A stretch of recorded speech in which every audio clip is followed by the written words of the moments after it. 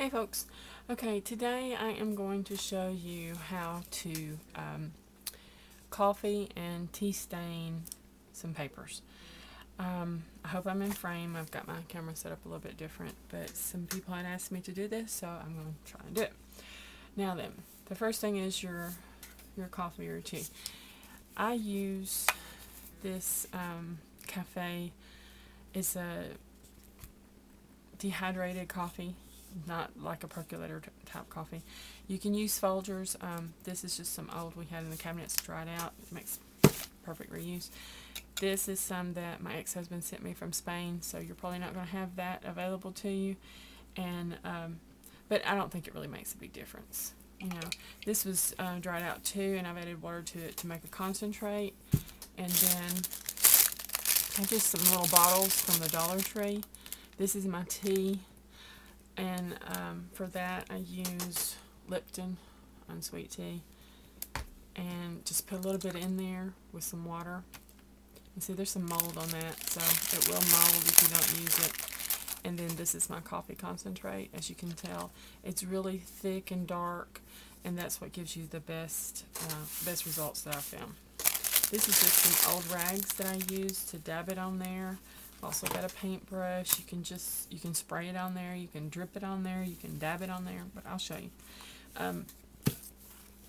So that's what we're going to dye with. This is some artist paper from Sketchbook. I've also got wax paper, and I've got parchment paper. Okay, I use all three of these. And the reason, a lot of people just use, and also I've got some brown paper, I was going to try it this time. A lot of people, they only use just regular paper or computer paper, which I have some of that too, just regular computer paper. I have some that's extra thick. Also have some thin, you know, it just depends on what you want. The reason I use the wax paper is I was a photographer, and I had a gallery show, and a friend of mine and I done this back in the 90s, and I took a huge piece of parchment paper that I had printed with my words about a story. I did a fairy tale, and then we rolled it up with wax paper, and we put coffee and tea all over it. And the wax paper, we were using it just so it wouldn't stick to itself, but the wax paper actually made it turn out kind of like old documents. So that's why I use the wax paper now, and I reuse the wax paper because I like the way it turns out. So I'm going to show you how I dye it. I'm going to show you the tray I put it on, but I'm not going to actually show you putting it in the oven. I bake it at 200 degrees for several hours until it's dry and crispy, and then I use it. And I'm going to show you the final product afterwards. So I'm going to start with the coffee because I get better results with coffee than I do with the tea. The tea is, if you want a light coloring, then use tea by all means. But coffee gives you a rich, thicker. And I just dribble it on there and smear it. I mean, it's literally not rocket science, you know. And it's going to smell like coffee. If you don't like the smell of coffee, you're probably not going to like this. And I just try to mimic what you would find in an old document. And then I smear some on there. Then I just take it and rub it off on something else. And that gives you different patterns, you know. Do both sides. And I will do these, I'll put one layer down, and then I'll go back through and dribble some. Just like that. Just like if there was a leak somewhere and you put a piece of paper on top of some dribbles, you know. That can give you some patterns. You can take those patterns and smear it out in case somebody was trying to wipe up some coffee that had spilled. You know, just use your imagination. I even put some tea on there so you can see the difference. And it's a mess. It gets mixed everywhere. But, you know, the messier I am, it seems like the better it turns out.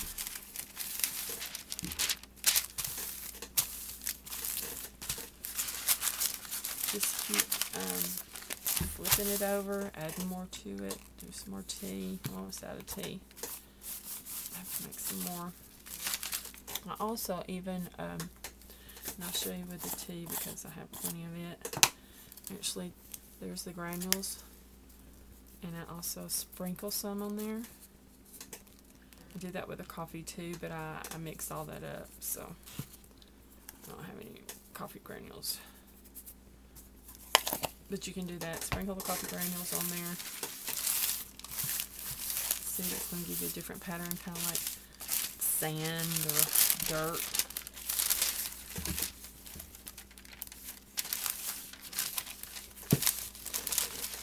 Some of this white paper down here. See, this is something I use, you know, how the printer will shoot out like something to just have a little writing on the bottom. I can just trim that off. I just make a mess with it, literally. But when I do it, I like to do a lot because, you know, the mess I have to clean up. This is parchment paper. It doesn't do as well as the wax paper I found, but it gives a different, it gets real crinkly and crispy and kind of like vellum. So I like to include it in there.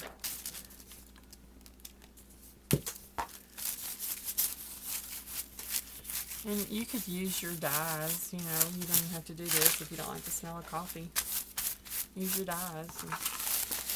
But I don't have any dyes, so I have to come up with ideas and making my own things.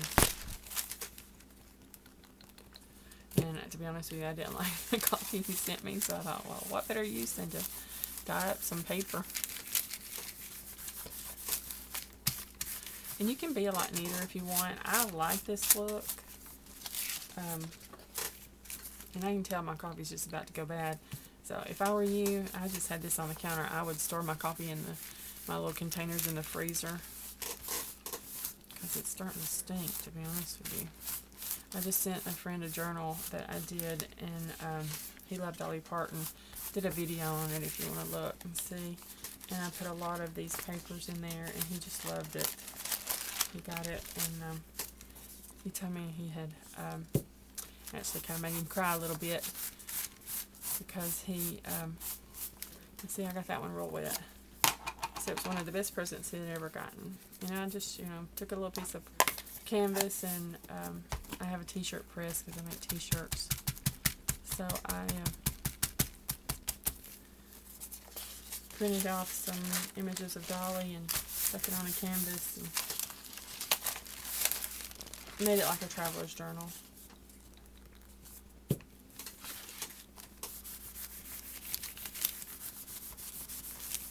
Now, after you cook this, it's going to change colors a little bit. The longer you leave it in there, the darker it's going to get. But if you want it all to be the same color, then you're going to have to cover each little bit with some kind of coffee or tea, because white's still going to be white. You know, it'll be a little off, but it's not going to be dark like that. So, you know, you have to take into consideration that, you know, you have to go through and wipe down each one, or you're going to have to get you a bucket or a tray and put coffee in it and soak all your papers in there.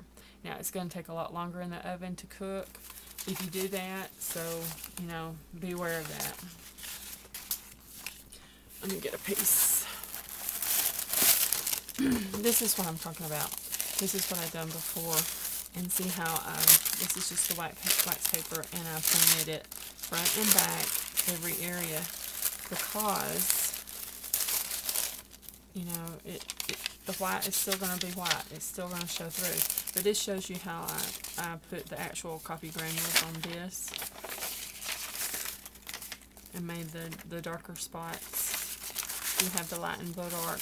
And I just imagine that it's a document that's, you know, in an office somewhere and they had a roof leak, you know, and how water can just destroy everything, you know. But that's kind of what I'm going for, the look I'm going for. And I just, you know, keep layering. keep adding to it. That way it doesn't look all uniform because you have different layers. Just keep adding to it. I hope this is informative for you and that you'll try this. It's a lot of fun. And, you know, it's just paper. If it messes up, you can cut it up or throw it away. You know, it's not going to cost you a fortune to do it because it's just stuff you've got laying around. You can even take old cards and things, you know, if, or junk mail. Do that too.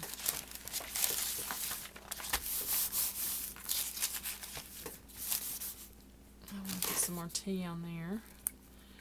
And, oh, I want to show you what I actually cooked mine on. And you can just lay it on your oven rack. You don't have to actually put it on something. This is just a bacon tray. I actually used it this weekend for grilling out. And I just, just plop everything on there like that. Put it in the oven, bake it. That way I know it's kind of getting some air because it's got the holes. And let it sit in there for, you know, anywhere from 30 minutes to a couple of hours. Depends on, the longer you leave it in there, the crispier the paper is going to be. And that's the only way I can know to explain it. But that's the way it's going to turn out. And I'll show you some samples. And your hands do get stained, so if you want to wear gloves, that's fine. I like coffee, so it doesn't bother me. These, to make the dark ones, I actually put granules of coffee or tea on there. You know, first on this, I used a rag and I wiped it off and then let that dry a little bit and then went back and I dribbled paint on there, or I mean coffee on there.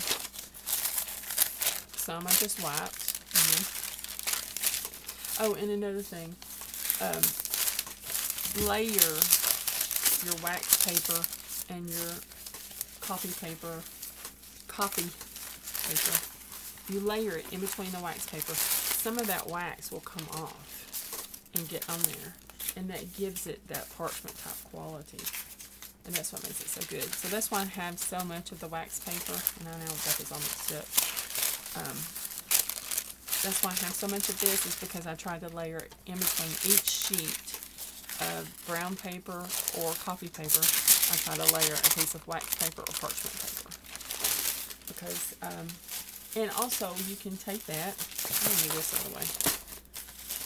And the way we did our original document, Theresa5 and I did that, is we rolled it, just like this. And then we put it in there and put a glass or something on there to kind of hold it down, and it gives you a lot more texture when you do that. So I mean, you can do that if you want. I didn't do that on the last one that I did, but everywhere that wax paper touches, it's going to leave a little bit of wax on your underneath paper, and you get some pretty neat results from that. So this is the way I do it, and I hope you have fun and show me what you do. Talk to you later. Bye. Please like and subscribe.